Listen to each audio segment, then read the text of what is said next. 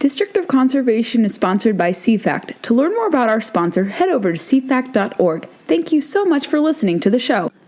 Hi everyone, I am catching you all from an undisclosed location. No, actually, I'm taking a real vacation, not simply just traveling for work, just a little south of Virginia in a place that is still warm, and I'm going to do my best to catch some red drum. I heard they are starting to bite, so if you know where the red drum are biting on the East Coast, that's your hint as to where I am currently vacationing. But hopefully to enjoy some nice scenery too, good southern food, and just relax a little bit. But today I'm going to largely focus on some interesting story concerning the big utility company out of Virginia, my state, where I reside, and what they're doing to confuse gun owners for the upcoming election. What the implications from that are. I'll read a little to you guys from that, from Patrick Wilson, who is a phenomenal reporter with the Times-Dispatch.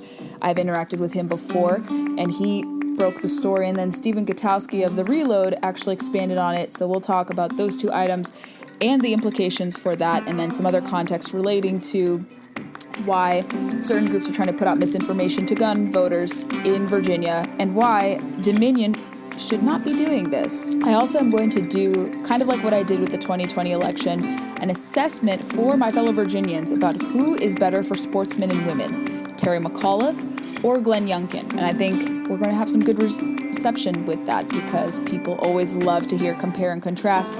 I think it's obvious who is better, but I'm going to try to give deference even to one individual, one of the candidates mentioned, even though I vehemently disagree. But I'll try to be fair and lay out the positions. And I think you can deduce for yourself, if you're a Virginia voter, who is better for sportsmen and women. But here is a little bit of the Dominion story for you guys. All right, so from Patrick Wilson of the Richmond Times-Dispatch, and this was published October 16th. His headline is, Dominion Energy gave $200,000 to a secretive PAC attacking Glenn Youngkin from the right. Big league political influencer Dominion Energy donated $200,000 to a secretive PAC attacking Glenn Youngkin, a new filing shows. The money from Dominion's PAC went to Accountability Virginia PAC in Washington, according to public filing this weekend by Dominion with the Department of Elections.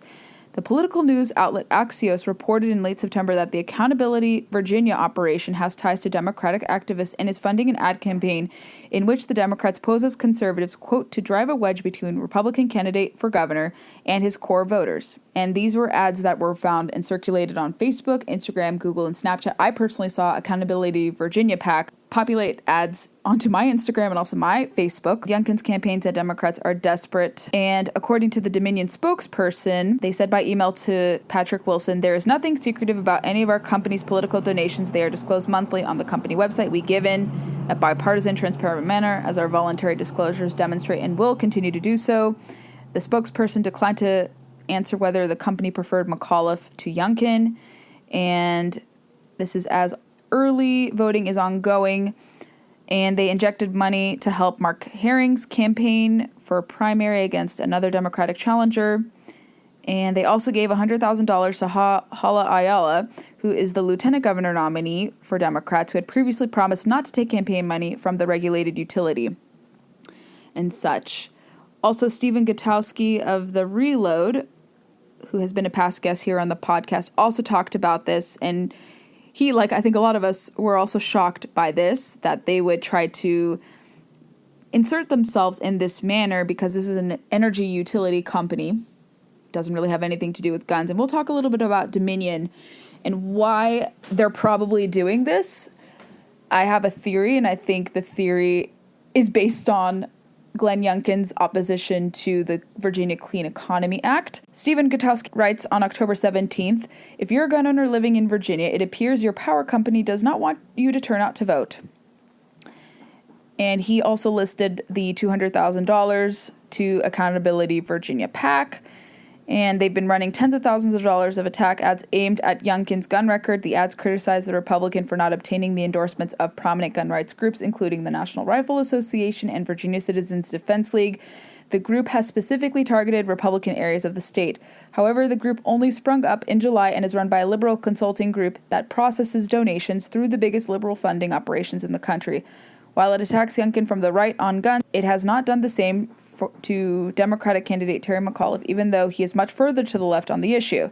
Rather than a straightforward campaign supporting gun rights, the effort appears intended to suppress gun owners and help McAuliffe win the tight race to become governor. Neither Dominion nor Accountability Virginia responded to requests for comment. Stephen cites the spokesperson's message.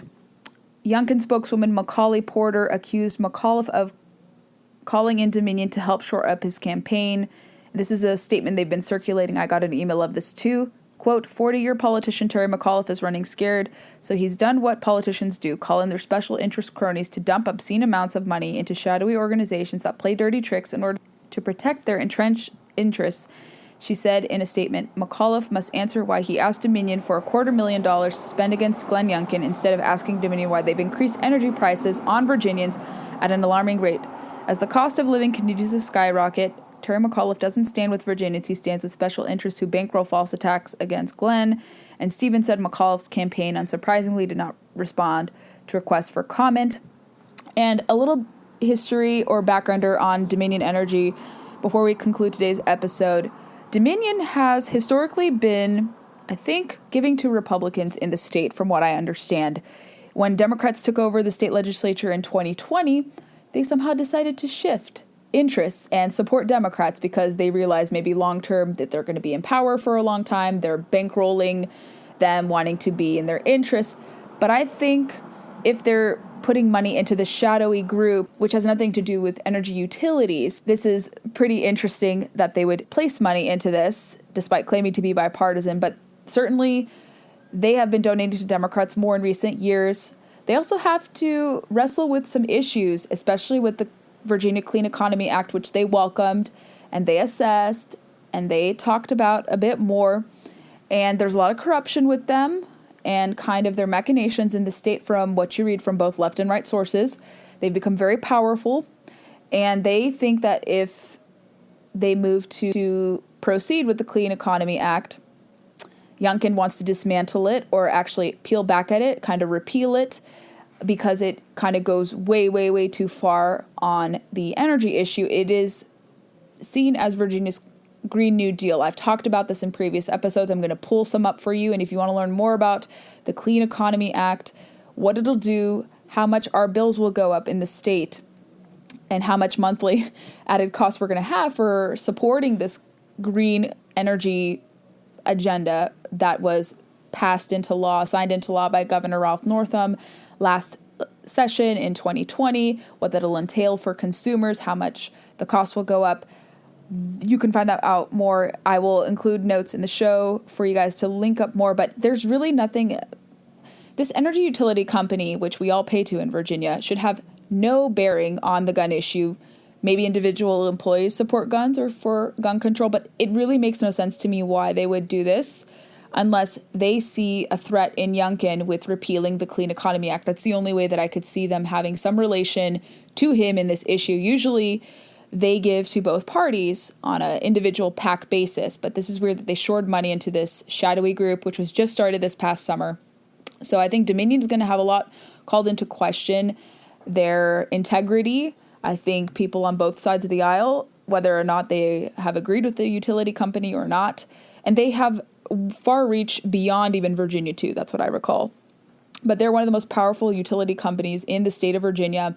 The fact that they're meddling like this is going to raise eyebrows, and it rightly should. And like I said, as I prefaced in the introduction, I will go into more detail as to who is better for sportsmen and women in Virginia. It's pretty obvious who it is, but we'll break down both Terry McAuliffe and Glenn Youngkin and their stances and what it means for Virginians to know what you're going to get. You want a repeat guy who didn't really do anything for sportsmen. He actually, and Stephen Gutowski uncovered this, we're going to talk more about this when we do this comparison episode, that Terry McAuliffe was recorded secretly in 2019 with saying some very less than satisfactory things about concealed carry reciprocity. If you remember from a few years ago, they revoked concealed carry reciprocity. Then McAuliffe was forced to broker a deal with Republicans who at the time controlled the General Assembly to reinstate our reciprocity agreements with 20-some-odd states, and we added 3 new states, yet Pennsylvania had recently revoked it, but that's not germane to this podcast. But anyway, that will be uncovered too. There's a lot to unpack about the Virginia governor's race. It's a very closely watched race, and I think for sportsmen and women, you need to know who you're getting in both McAuliffe and Glenn Youngkin. And I think there's a reason why Youngkin is doing well in the race. I think he could have an opportunity to win. And for Sportsmen and women, about the gun issue, we're going to go more into detail in this comparison episode as to why he didn't receive the endorsements. Yet his 2 running mates did get high marks from both the NRA and the VCDL. So if you're a little worried, you can be rest assured that the rest of the ticket has good marks. Youngkin has said he is for gun rights. I think he is not going to put in anything into place that is questionable. I think he just hasn't run on the issue because he wants to focus on kitchen table issues. But that remains to be seen. But like I said, we're going to analyze both candidates next week too, and just before Election Day on November 2nd, so you guys know exactly what you're getting into or know who you're voting for if you haven't already early voted, and why it's important to be engaged in gubernatorial races and also your statewide races in that respect. So we'll talk more about that later, but I think Dominion meddling in this fashion is very questionable, and if Youngkin were to win, I think he may do something to prevent that from happening in the future. We'll see. Maybe Dominion will have their power scaled back. Maybe there'll be some reforms enacted in the state legislature to curb their power, especially if they're meddling into elections like this in this manner. Obviously, because the governor can't unilaterally do anything because that would be dictatorial. But I think maybe if Youngkin were to win, he would encourage the General Assembly, if it were to flip somewhat, or if there is bipartisan concern, to rein Dominion in. We will see what happens from there. Thank you for listening to the show. I hope you enjoyed this episode. Make sure you're following us on your preferred podcast player. We like to recommend Apple Podcasts because Apple is where most of our listenership hails from. So if you head over to Apple, subscribe, comb through some episodes, and leave us reviews, we'd be more than appreciative of your support in that manner. Follow us on Facebook, Instagram, and Twitter to never miss a beat nor a guest announcement. And you can connect with me personally on my social media feeds. All of the Facebook, Twitter, and Instagram links that I have are all denoted by blue check marks. Really easy to find me, so engage with me there. I'd love to hear your thoughts. If you want to recommend yourself for the show as a prospective guest, I'm all ears to hear and sift through different inquiries. I get a lot of requests, and my schedule is also quite busy, so you'll see guests come from me, but like I said, I'm always open to different guests coming on the show.